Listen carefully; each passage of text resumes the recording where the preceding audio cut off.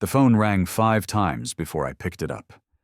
And by the time I heard the lawyer say her full name, my coffee cup was already in pieces on the floor. The call came just after 9. Not late enough to be an emergency, not early enough to be a telemarketer. I let it ring, figuring voicemail would catch it, but it didn't stop.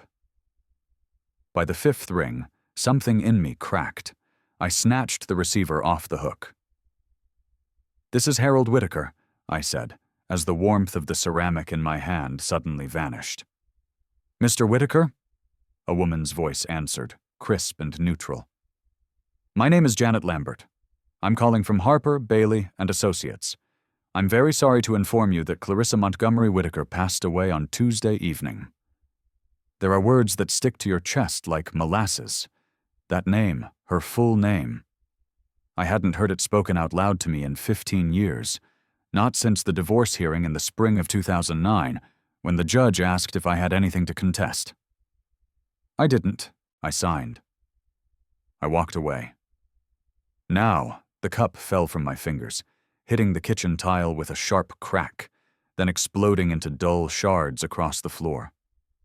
The remains of lukewarm coffee soaked into a faded placemat I'd used since before Brandon started high school. I see. My voice felt brittle, the words caught between shock and memory. How did it happen? She passed in her sleep, Janet replied. It was peaceful. The funeral will be this Friday at 2 o'clock at Riverside Memorial Chapel. That was 3 days ago. 3 days of silence while I'd worried about the broken furnace, while I'd wrapped Christmas presents in grocery bags because I couldn't afford proper wrapping paper. 3 days while Clarissa lay still. Are you sure? Why are you calling me? Your name was listed among her emergency contacts. There's also a matter concerning her estate. You've been named as a beneficiary in the will. The reading will take place following the service. I froze, one hand braced on the kitchen counter. Beneficiary. It was a word I'd never expected to be tied to Clarissa's fortune. After the split, she'd climbed so far into a world of high-rises and conferences that I'd assumed I was just a scratch in her story, edited out over time. I'll be there, I said, though it sounded like someone else speaking. After she hung up, I stayed rooted to the spot.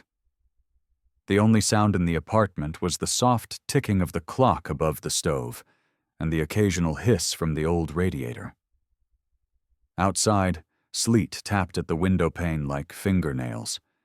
I stared at the shattered ceramic on the floor. The mug was a gift from Brandon when he was 6.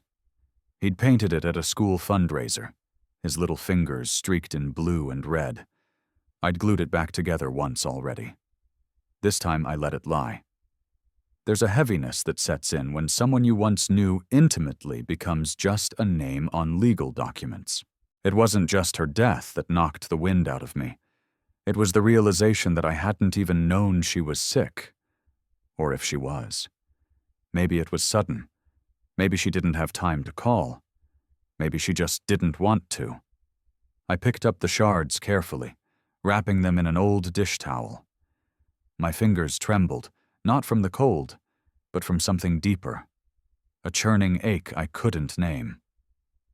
Later that afternoon, Nora called.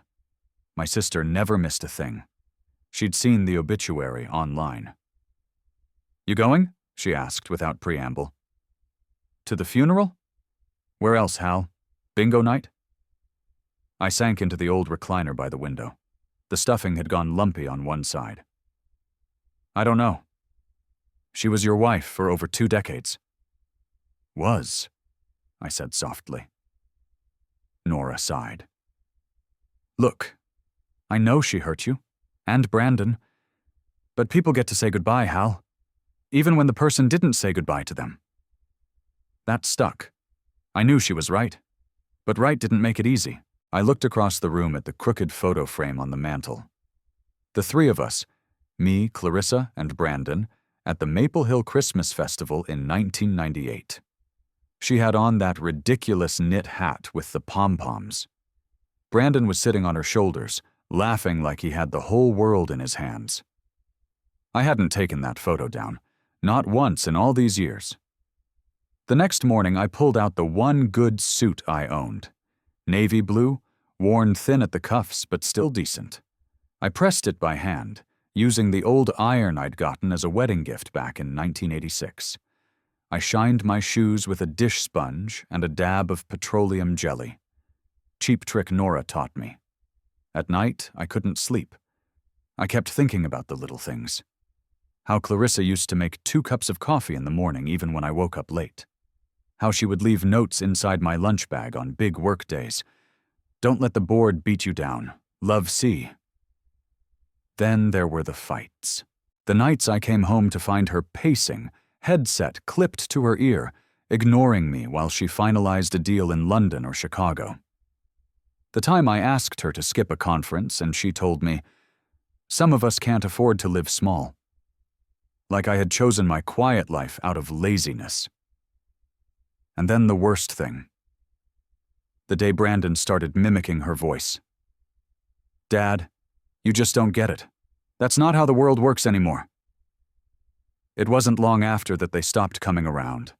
No Christmas dinners, no birthday calls, just silence, year after year, until the only time I heard their names was when I saw them in the business section of the local newspaper. I dusted off the photo album, flipping past pages of birthdays and graduations, smiles that once felt real but now looked staged. One picture caught my eye. Clarissa standing beside the cherry tree we planted in our first backyard. She'd wanted something permanent. That tree must be over 30 feet tall now. I stared at her face, so alive, so fierce, so determined. And now, gone. There was something else in that picture, a look I hadn't noticed back then. Not happiness, not even pride. It was distance, like she was already pulling away, even as she smiled for the camera. By Thursday night, I'd made my decision. I'd go. Not because I expected forgiveness, not because I wanted anything, but because, in some way, I still loved her, even if that love had become a quiet ache instead of a roaring fire. Friday arrived cold and damp. The sky hung low with thick clouds.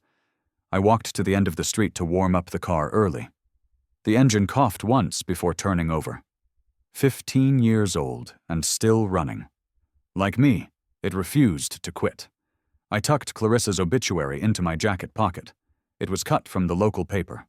Short, polished, founder and CEO, visionary, survivor. No mention of a husband, no mention of me.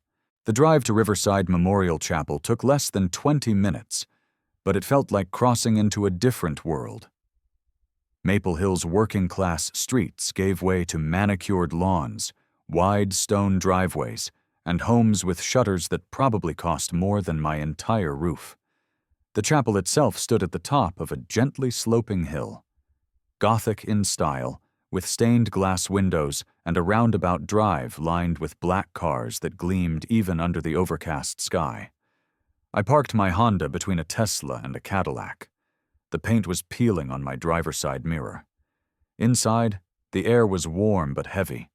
The scent of lilies clung to the walls. People milled around in tailored coats, soft leather shoes, and whispered voices. The kind of crowd where first names came with job titles and dinner reservations. I found a seat near the back and tried to disappear into the upholstery. No one greeted me. Some stared. Some leaned in and whispered. "Is that him?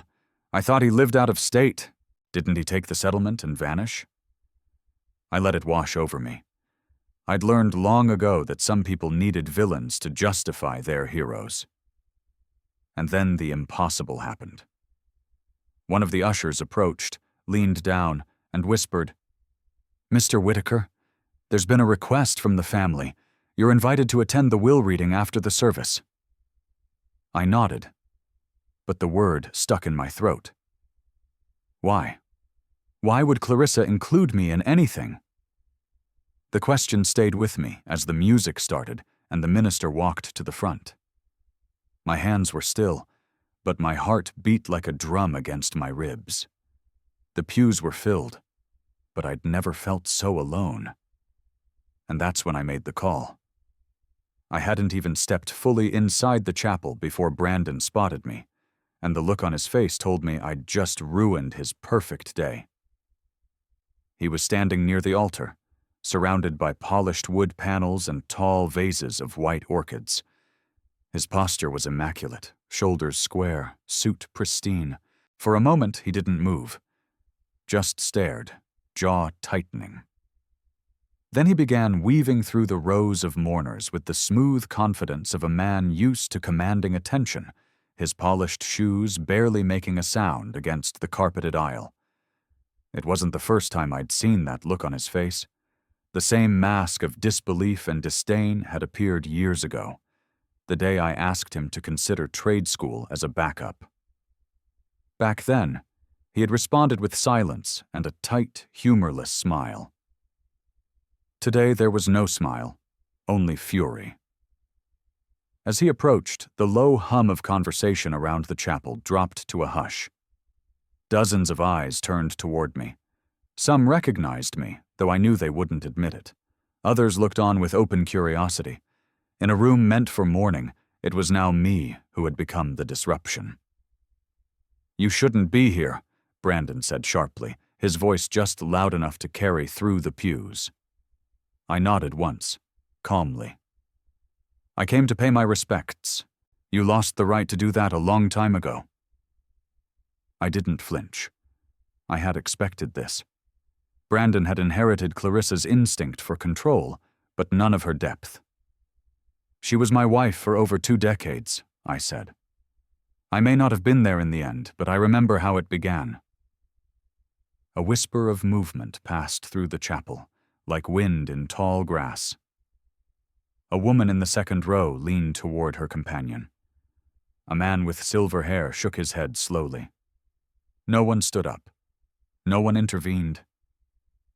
Brandon stepped closer, close enough that I could see the fine stitching on his jacket sleeve and the flash of his watch, a sleek silver piece that probably cost more than I'd earned in a month at the power plant. "She wouldn't have wanted you here," he said coldly. "And neither do I." I studied him carefully. The boy I'd raised was gone, if he'd ever truly been there. In his place stood a man sculpted from ambition and entitlement, polished and bitter. "Maybe not," I said quietly, "but I needed to be here." His eyes narrowed. "To do what? Play the grieving ex? Make yourself feel better? These people know who you are, Harold. They remember." My throat tightened. Oh, I knew what they remembered. The quiet divorce, the settlement, the man who disappeared while Clarissa's star rose. I was the footnote in her biography. "I'm not here for them," I said, "and I'm not here for you. I'm here because once upon a time we were a family." Brandon scoffed, then turned and raised his voice to the room.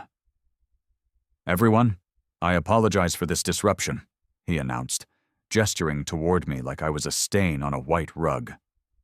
"My father seems to have forgotten that divorce ends more than a marriage. It ends family. It ends relevance." No one laughed, but a few nodded, murmurs following like shadows. The old part of me, the part that had bent and broken over the years, wanted to leave, to let him win. But something steadier kept me in place. "I'm not here to cause trouble," I said. "I'll sit in the back. I won't speak to anyone. When it's over, I'll go." Brandon looked at me like I was filth tracked in on a white carpet. "You'll leave now," he snapped. I stayed rooted where I stood. He stepped closer again, lowering his voice to a hiss. "She built everything, and what did you ever do but slow her down? She carried you, and when she cut you loose, you disappeared. Now you come crawling back, what? Hoping for a few kind words in the eulogy?" His words stung more than I expected. They shouldn't have. I'd heard worse. But hearing them here, In this space, Clarissa had carefully curated to celebrate her image, dug deeper than I'd prepared for. A tap on my shoulder made me turn. A tall man in a charcoal suit stood there. Professional. Polished. "Mr. Whitaker?" he said, extending his hand. "Dan Harper, Clarissa's estate attorney. We spoke on the phone. I'm glad you came. I was hoping to speak with you after the service, if that's all right." Brandon's face twisted. "What? Why?" Dan turned toward him. "You'll both be needed at the reading." "I thought we weren't doing that until next week," Brandon said quickly. "There was a change. Your mother specified a timeline. Her wishes were clear." Brandon's jaw clenched. Dan nodded at me. "Please, take a seat wherever you'd like. I'll find you after the service." I gave a grateful nod and turned toward the rear pews. As I walked past Brandon, he spoke again, this time quieter, just for me. "This doesn't change anything." I didn't reply. I didn't need to. My presence had already changed something. I could feel it. I slipped into the last row. The stained glass cast colored shadows across my lap. The service began moments later. A soft hymn played, followed by a eulogy filled with words like visionary, pioneer, self-made. All true, but none of it mentioned her family. None of it mentioned love. At one point, I found myself staring at a large photo of Clarissa displayed at the front. Her head tilted slightly, lips pursed in that half-smile she used when she wanted to look approachable, but untouchable. The photo was surrounded by white lilies and corporate awards. She would have approved of this setting. But I wondered if she would have approved of the silences inside it. After the final prayer, guests filed past Brandon, offering hushed condolences. A few glanced my way, some with curiosity, some with judgment. I stayed seated until nearly everyone had gone. The chapel was nearly empty when Dan returned. "Mr. Whitaker," he said, his tone formal but respectful. "I know this isn't easy, but we should head to the office now. There are things we need to discuss." Brandon appeared behind him, silent now. His mouth was a tight line. He said nothing to me as we followed Dan to the parking lot. Just walked 2 paces ahead, like a man preparing for battle. I opened the door to my old Honda and slid inside. The seat groaned under my weight. I watched Brandon climb into his sleek black sedan, the doors closing around him like armor. The sky above us was still gray. A wind had picked up, shaking the bare branches of the trees. Somewhere behind me, the chapel doors shut with a soft, final thud. He turned to me with barely concealed impatience. "Try not to make this more difficult than it needs to be. I thought I'd sit through a few legal formalities, maybe receive a coffee mug or a bookend." But when Dan read the second page, my world cracked open. We had walked 3 blocks in silence. Brandon a few paces ahead, his footsteps sharp against the pavement. The law office stood on the top floor of an old Victorian house, a holdover from the early days of Maple Hill's prosperity. Inside, the air smelled faintly of leather and lemon oil. Dan Harper's receptionist gave us a practiced nod before ushering us up a creaky staircase to the conference room. The space was dignified. Mahogany table, brass fixtures, a grandfather clock in the corner ticking with restrained elegance. A stack of manila folders waited on the desk like a courtroom exhibit. Outside, wind rattled the shutters as the late afternoon light turned golden through the slats. Dan gestured to the 2 leather chairs in front of his desk. Brandon immediately claimed the seat to the left, closest to Dan. I took the other without a word. It felt like stepping into a room designed for someone else's life. Everything in here had the sharp, expensive gleam of Clarissa's world. Dan took his seat with the air of someone who had done this too many times to be surprised by grief or greed. He opened the top folder, adjusted his reading glasses, and began. This is the last will and testament of Clarissa Montgomery Whitaker, executed March 15, 2024, in full accordance with state law. I nodded out of habit. Brandon's gaze didn't move from the stack of papers. She named her son, Brandon, and her former spouse, Harold, as primary individuals for notification and execution of provisions. Brandon shifted in his seat. To my son, Brandon Whitaker, I leave the residence at 201 Crestwood Drive, along with all furnishings, artwork, and personal belongings therein. Brandon smirked, as if the outcome was already settled. That house had been in every local business magazine. 5 bedrooms, glass staircase, heated floors, mountain views. It was worth more than anything I'd ever touched.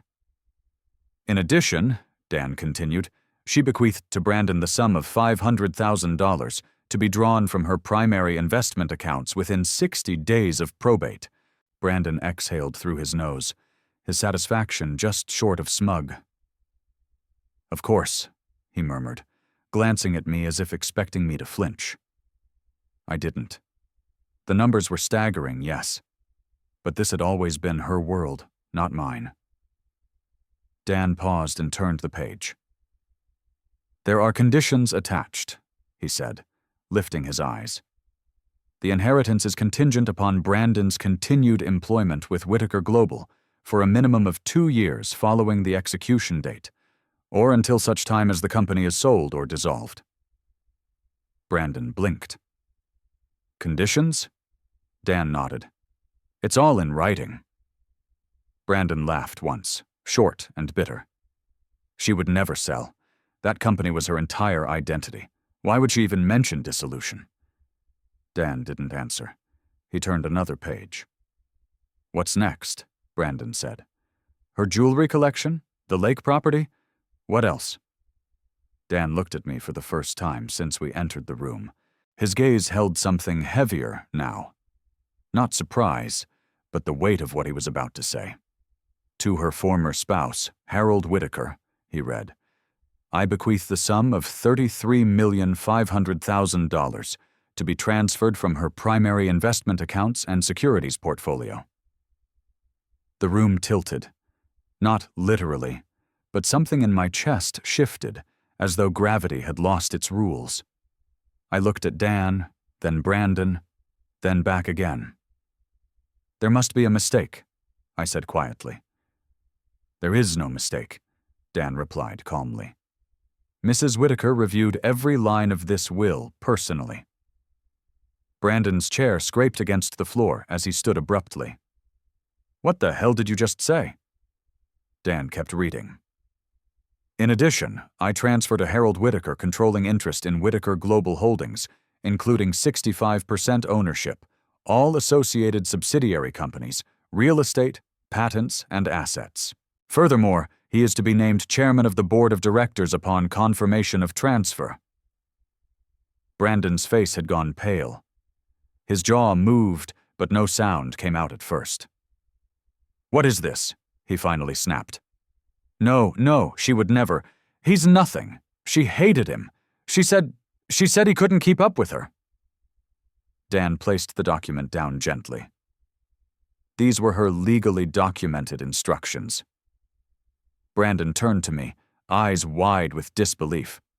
What did you do to her? He hissed. Did you contact her, guilt her, manipulate her while she was sick? I hadn't spoken to her in 15 years, I said. You know that. You don't just give everything to a man you divorced. You don't hand over your life's work to someone who walked away. Dan raised a hand. Mr. Whitaker, please. No, Brandon snapped. I'm not going to sit here and listen to this. This is fraud. She was old. She was out of her mind. She underwent a full competency evaluation the same week she signed this, Dan said evenly. The doctors cleared her in writing. The silence after that was deafening. I stared at the folder on the table like it might catch fire. None of this felt real. $33 million. Control of the company that had grown from our kitchen table to international offices. Brandon dropped into his chair again, his hands clenched on the armrests. You think you've won something? I never asked for any of this, I said. He sneered. Oh, please. You think this is about generosity? This is a punishment. She's making a statement. She's using you to hurt me. I don't think so. You know nothing about this company, about what it takes to lead. You're a retired lineman from the city utilities department. What are you going to do? Install better light bulbs in the boardroom? I had no answer. I didn't know what I was going to do. But I knew what I wouldn't do. I wouldn't gloat. I wouldn't sink to his level. Dan cleared his throat. There's more. Brandon stared at him, incredulous. More? Dan reached into the file and pulled out a smaller envelope, this one cream-colored and hand-addressed. Clarissa left a personal message to be read aloud. She asked that it come after the initial will reading. Brandon stood again, furious. Absolutely not. Dan didn't waver. This was her request. I swallowed hard. My heart had climbed into my throat, her handwriting on the envelope. So familiar. Slanted, confident, deliberate. Dan opened the envelope and unfolded the letter with slow precision. I knew what was coming, though I could never have expected the words he read next. My dearest Harold, if you're hearing this, I'm gone. And you're probably sitting there thinking there has been some terrible mistake, that you don't deserve what I've left you. But Harold, you do. You always have. Dan paused. I stared at the floor. Brandon stood frozen beside the window. I never stopped loving you, Dan read. Not even during the fights, not even after the divorce. You were the steady hand at the base of everything I built. I forgot that. I forgot how much strength it takes to be quiet, to stay, to sacrifice. The air in the room thickened. A truck passed outside, but I didn't hear it. All I could hear was her voice, not Dan's, but Clarissa's, clear in my memory. I gave you nothing when we ended, not because you deserved nothing, but because I was afraid of admitting how much I owed you. I closed my eyes. Brandon sat back down heavily, his expression unreadable now. Dan continued. You never chased recognition, Harold. And that's why you're the only one I trust to lead what I leave behind. You won't use it for ego. You'll use it wisely, because you understand that money means nothing if you can't sleep at night. The letter trembled slightly in Dan's hands as he finished.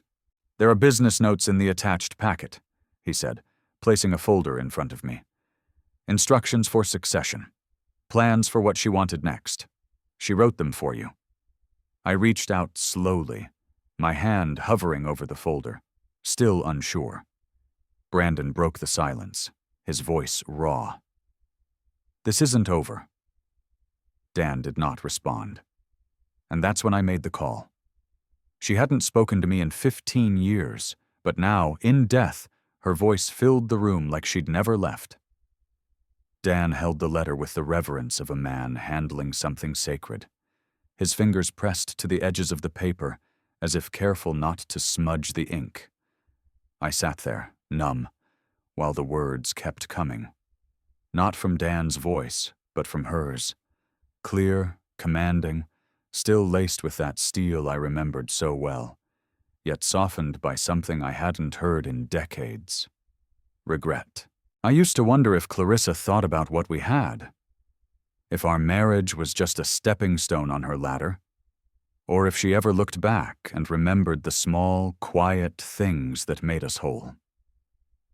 The night we stayed up till dawn, fixing a leaky bathroom pipe. The Sundays we spent clipping coupons and drinking instant coffee on the porch. The years when success meant keeping the lights on and the fridge full. Now I knew. She remembered it all. My dearest Harold, Dan read, by the time you hear this, I'll be gone, and you'll probably be sitting in a leather chair across from Dan Harper, wondering if the entire world has turned upside down. I can almost see the way you'll tilt your head, trying to be polite while silently panicking. A few people might have smiled at that line, but in the stillness of the room, it landed like a whisper inside a confession booth.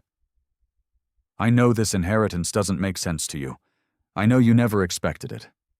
But it is not a mistake. It is the only thing that feels right to me now.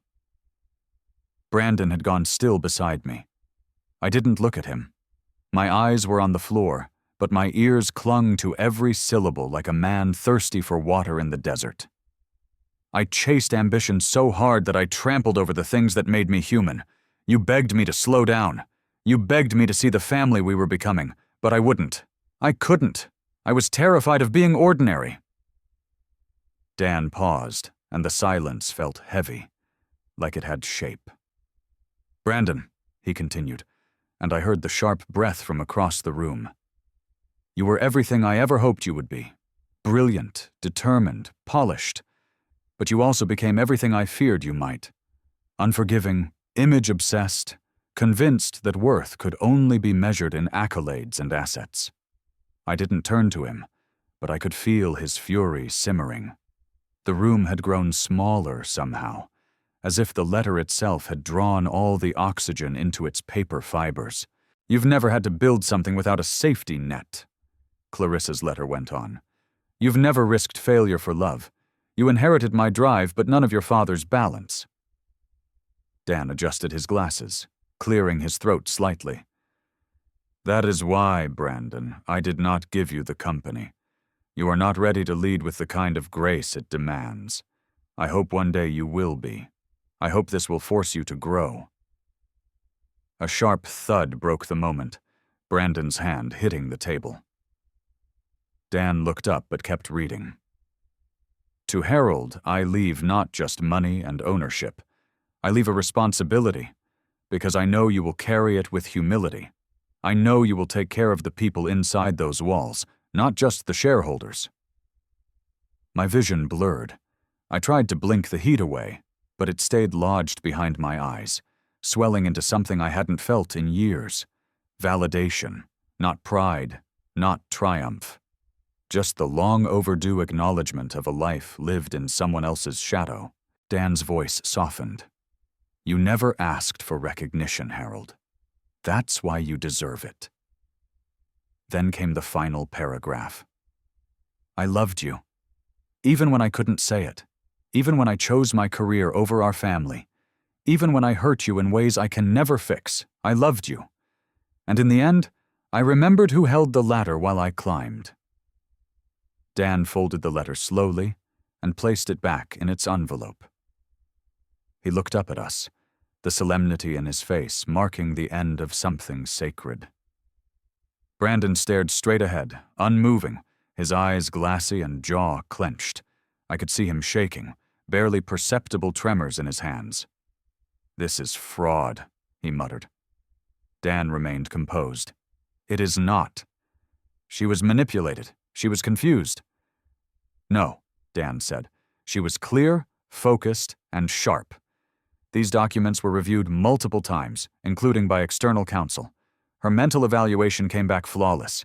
This was not confusion, Brandon. This was intention. Brandon looked at me for the first time since the letter had begun. His face, once so composed, now cracked under the weight of disbelief. She picked you over me, he said, more to himself than to me. She really picked you. I didn't ask her to, I replied quietly.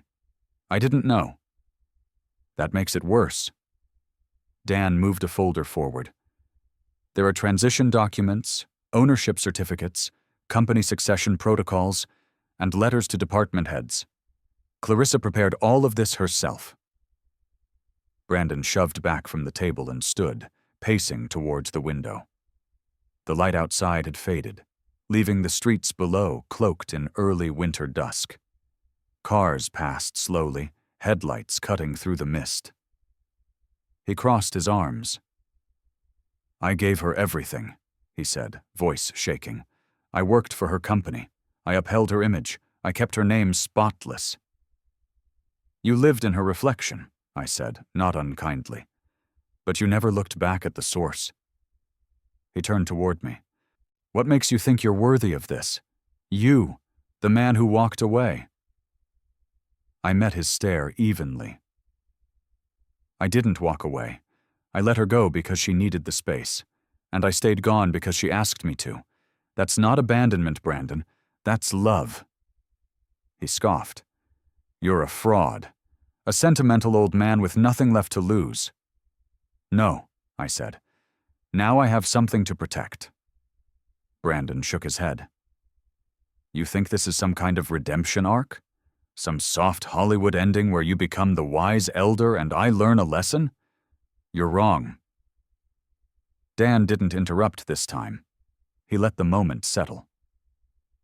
Brandon reached into his coat pocket and pulled out a folded document. He slapped it down on the table in front of Dan. That is a formal notice of my intention to contest the will, on grounds of undue influence and diminished capacity. I will not be disinherited by my own mother. Dan didn't blink. You are free to file your challenge, but I can assure you, you will lose. Brandon's mouth curled into a sneer. We'll see. He turned to leave, but stopped at the door. I hope you enjoy your little kingdom, he said to me, because you'll be buried by it. I didn't answer. He walked out without another word, the door swinging shut behind him with a gust of cold air. Dan sat back, removing his glasses. I'm sorry you had to hear it that way, he said gently. I shook my head. She said what she needed to say. He nodded, then pushed a folder toward me. There's one more thing. I reached for it slowly. Inside, on top of the documents, was a handwritten note in Clarissa's unmistakable script. 5 words. I trust you. Please lead. I stared at it until the letters blurred. And that's when I made the call. I didn't sleep that night. Not because of fear, but because for the first time in decades, I finally had something to wake up for.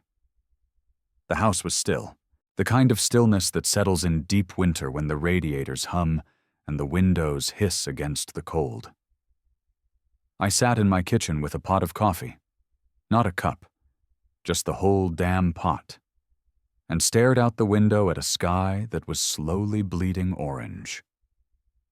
My fingers toyed with the edge of Clarissa's note, folding and unfolding it like it might whisper something new if I held it just right. I trust you.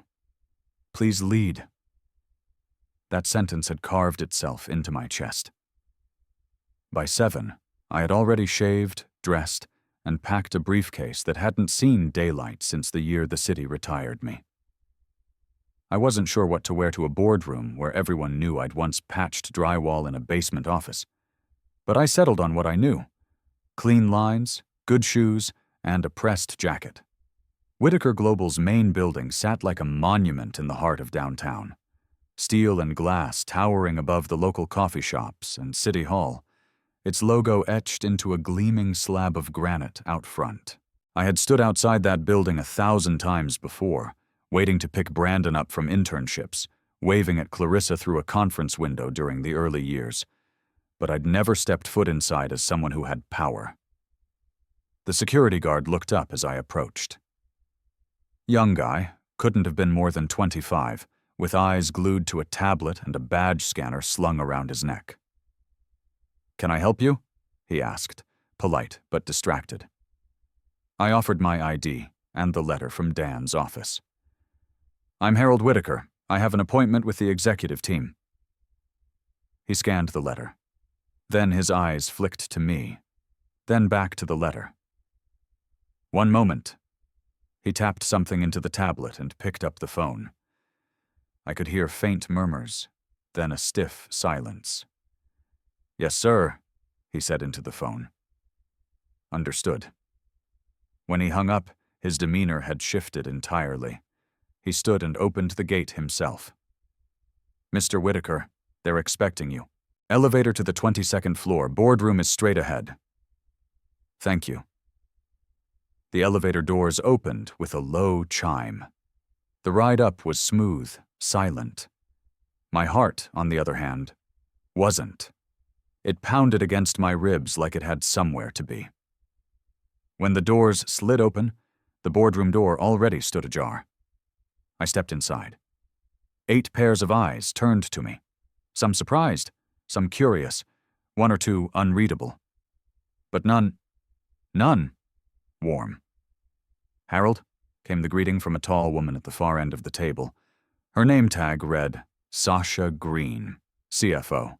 Her voice was crisp. "We were just reviewing the transition memo. Care to join us?" I nodded, walked to the seat nearest the head of the table, and lowered myself into it. The air was sharp with the scent of fresh coffee, ink, and something colder. Resistance. Another man, square-jawed, with a posture like a coiled spring, leaned back in his chair. "No offense, Mr. Whitaker, but some of us are still acclimating to the situation." "Understandable," I said evenly. "I'm acclimating too." He didn't smile. "Forgive me for asking, but what exactly are your plans with the company?" "I read Clarissa's notes last night," I replied. She was clear. The focus shifts back to people, retention, ethics, local roots. We've been outsourcing too much, burning through young staff like firewood, and leaning too hard on flash. She wanted balance again. Silence followed. Then Sasha said, "That's admirable, but most of those shifts will affect shareholder returns." "Short-term, yes. But long-term, sustainable leadership builds loyalty, and loyal teams drive consistent growth." They exchanged glances. I could practically see the calculations happening behind their eyes. "I'm not here to play visionary," I added. "I'm here to steady the ship." The man across from me, Troy, the VP of Acquisitions, crossed his arms. "That's fine, but what's your position on Brandon's intent to contest the will?" "He's free to contest," I said, "but in the meantime, I'm acting chairman." Troy's lips thinned, but he said nothing. The meeting wore on with financial projections, HR reports, and department updates. I listened. I asked questions. I took notes. I didn't pretend to know what I didn't. But I made one thing crystal clear. I wasn't just passing through. After the meeting ended, most of them filtered out with polite nods. A few lingered longer, watching me, waiting to see if I'd fumble. I didn't. But the real confrontation came after. As I stepped into the hallway, a voice stopped me cold. "So you really showed up?" "Brandon." He stood near the reception desk, hands in the pockets of a camel-colored coat, face pulled tight. "I'm not going to fight you here," I said quietly. He smirked. "Why not? You already won." "This isn't about winning." "Isn't it?" He stepped closer. "You humiliated me in that office, made me look like a child in front of them." "You did that all on your own," he bristled. "They don't respect you." "They don't need to," I replied. "Oh, they'll respect the work." "You think you're some kind of savior, riding in with your old man wisdom and blue-collar charm? This company runs on edge, on speed, on precision, not feelings." "No," I said. "It runs on people, and they've been bleeding out for years under your watch." His jaw tensed. "You're going to regret this." I met his eyes. "If you keep making it about ego, maybe you will too." He stepped back. "You're not built for this world."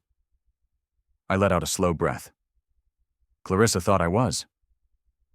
He didn't reply, just turned and walked away. Later that evening, I sat alone in my hotel room. Clarissa's files spread out before me. Her handwriting covered pages and pages, strategies, corrections, thoughts about the company's future, notes on people I hadn't met yet. But it was the last page that caught my eye, a list of employee names, 23 in total, and beside each, a single word: overlooked, underpaid, maternity leave denied, harassment ignored. The paper trembled in my hands as I realized what I was holding. She'd been building her own reckoning. And that's when I opened the folder labeled Confidential Board Records. My wife didn't just leave behind regrets and wealth. She left me a war plan, and every name on it was a wound she meant to heal. I sat at the desk long after midnight, papers spread across the table like pieces of a broken mirror. Each name on that list came with a story, a dismissal, a demotion, a whispered injustice buried under layers of polished corporate smiles. These weren't just numbers to Clarissa. They were people she had failed to protect. And now, somehow, I was the one tasked with making it right. I thought back to the early days when we first opened the company's doors. Clarissa was always the front, the strategist, the firebrand. I was the one fixing the broken office radiator, delivering donuts to the interns, patching holes in the walls with my bare hands. I saw the people she didn't, and now I realized. So had she, eventually. She just never had the time or courage to turn around and face them. That morning, I returned to Whitaker Global without an appointment. I didn't wear a suit. I didn't carry a briefcase. I walked in with nothing but that list and the fire Clarissa had left burning inside me. The first meeting I called was small, just department heads. Sasha Green looked up as I entered, clearly caught off guard. "We weren't scheduled for a meeting," she said. "I know," I replied. "This one's not on the books." A few exchanged glances, but no one left. I passed out the sheets, each page bearing a name and a note, employee histories, records of performance, notes on incidents swept under the rug. "What is this?" Troy asked, frowning. "It's the part of the company we stopped looking at," I said. "Clarissa started this audit herself. I'm finishing it." Sasha raised an eyebrow. "And what exactly are we looking for?" "Patterns," I answered. "Abuse of power, neglect, misconduct covered by promotions. I want to know who's been hurt by the culture we allowed to grow here." There was silence, then murmurs, then resistance. "This isn't a charity," Troy said, scoffing. "We don't need to babysit every employee with a grievance." "No," I said, "but we do need to take accountability. These aren't faceless complaints. These are our people.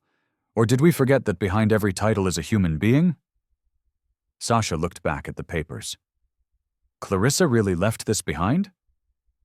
"She did." By the end of the meeting, I had what I needed: reluctant nods, skeptical buy-in, and a few cracks in the ice. The real change would take more. So I took it outside. Over the next 2 weeks, I met with every name on that list. Quiet coffees, long calls, awkward reunions with employees who barely remembered me or remembered me too well. Some were hesitant, others cried, a few cursed Clarissa's name and mine, but all of them told the truth. I listened. I took notes. And I remembered. One story in particular stuck with me. Maria Jennings, a former executive assistant demoted after reporting her supervisor's inappropriate comments. She had been with the company 12 years before being forced to resign. "I thought she'd protect me," Maria said. "I thought Clarissa had my back." "She thought about you at the end," I replied softly. "She just ran out of time." I could see the pain in her eyes. "Too little. Too late." "No," I said. "It's late, but it's not too late." Back at headquarters, I called for a full audit of the Human Resources Department. I requested the reinstatement of 2 employees, settlement negotiations for 4 wrongful dismissals, and disciplinary hearings for 3 current executives, each one connected to a file Clarissa had marked with a red star. Troy exploded when he saw the memo. "This is insanity!" he shouted, slamming the folder on the conference table. "You're dismantling years of carefully built infrastructure." "No," I said calmly. "I'm rebuilding it with integrity. You don't get to waltz in here and rewrite the rules just because you have a sad backstory and your name's on the letterhead." "I'm not rewriting anything," I replied. "I'm finally reading the parts we ignored." He glared at me. If you go through with this, there will be backlash. Board, pushback, press. Hell, we could lose investors. I'd rather lose money than lose the last shreds of this company's soul. That night, I stayed in the office past everyone else. The halls were silent. The city lights blinked through the tall windows. I sat in Clarissa's chair, not out of vanity, but because it made me feel close to her. Like I could still hear her typing away late at night, mumbling notes under her breath, chasing some ideal she never quite reached. I opened the last file she'd labeled personal. Inside was a photo, our wedding day.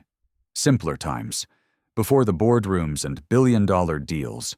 Just us, barefoot in the grass, laughing like kids. On the back, in her handwriting, "You were always the better half." I ran my thumb across the ink. That's when I noticed another note folded inside. It was addressed not to me, but to Brandon. And it began with the words, "If you're reading this, then I failed you. I never imagined that grief would become a doorway.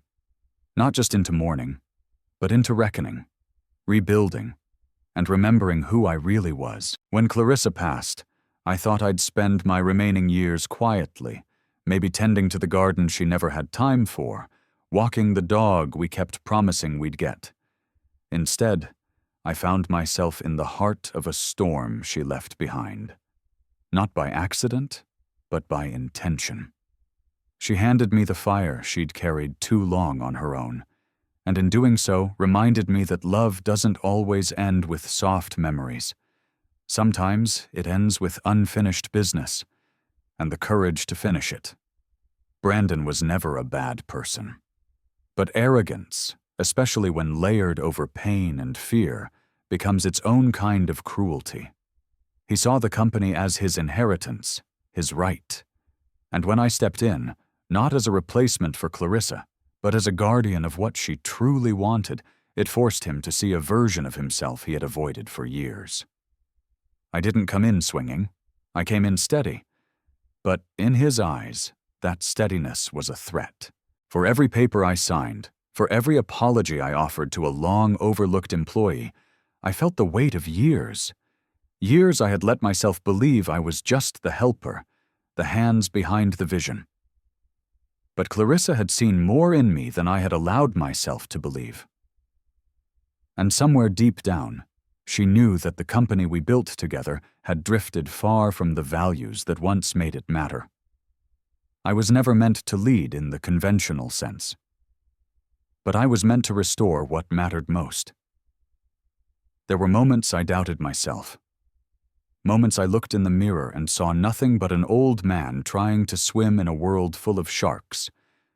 But I also saw the calluses on my hands, the lines on my face etched by years of sacrifice. I saw a man who had paid mortgages, buried parents, driven through snowstorms to see his son's school plays, only to later be told he didn't understand business. But I did understand something far deeper: human decency. And no boardroom power play could erase that. Brandon eventually read Clarissa's final letter. I don't know what broke him more, the apology she offered or the truths she laid bare. She admitted her mistakes. She admitted she had shielded him too long, trying to protect him from the weight of consequence. But she also asked him to find humility, to listen, to rebuild trust not through domination, but through care. It took time, more than I expected. But one afternoon, Brandon knocked on my door. Not with lawyers, not with anger, but with trembling hands and tired eyes. He said, "I read it twice. I hated her for writing it. But I think I hate myself more for needing to." I didn't say anything. I just nodded. Sometimes the beginning of healing sounds nothing like forgiveness. It just sounds like silence shared between two men who have both failed in different ways. Eventually, Brandon returned to the company. Not as a leader, not at first, but as a student. He listened. He shadowed departments he once dismissed. He sat in the back of meetings he used to dominate. And slowly, he earned back the respect he'd once demanded. It wasn't mine to give him. It was the team's. And to their credit, they gave it, bit by bit, as he proved he was no longer driven by ego, but by understanding. We restored the ethics board Clarissa had proposed years earlier. We rebuilt the family care fund, reintroduced local community outreach, and created a new policy that ensured no employee would ever be punished for telling the truth. We named it the Clarissa Standard. It became more than a tribute. It became a philosophy, and that philosophy remains. Power without purpose is just noise. As for me, I did eventually get that dog. A stubborn beagle named Gracie who snores louder than I do. The garden is still a mess, but I like it that way. A little wild, a little unpredictable. Just like life has been lately. Every so often, a young employee stops me in the hallway, surprised to see me there, still working, still listening. And they ask, "Why are you still here?" I smile. Because someone has to remember where we came from. This wasn't a story about a hostile takeover. It wasn't about revenge or legacy in the way people usually talk about it. It was about family. What we break, what we rebuild, and the quiet, invisible bridges we try to mend before it's too late. To every parent out there who's ever been told they're just the support, who's been overlooked, undervalued, or underestimated, know this. Your worth isn't measured by titles or applause. It's measured by the strength you carry, by the lines in your hands, by the silence you held when others shouted. And when the time comes, your quiet strength will shake mountains. If this story moved you, if you saw yourself in these words, leave a comment with the number 1. Let us know you're still here, still fighting, still standing. And don't forget to subscribe to our channel to hear the next story, because sometimes the ones the world forgets are the ones who save it.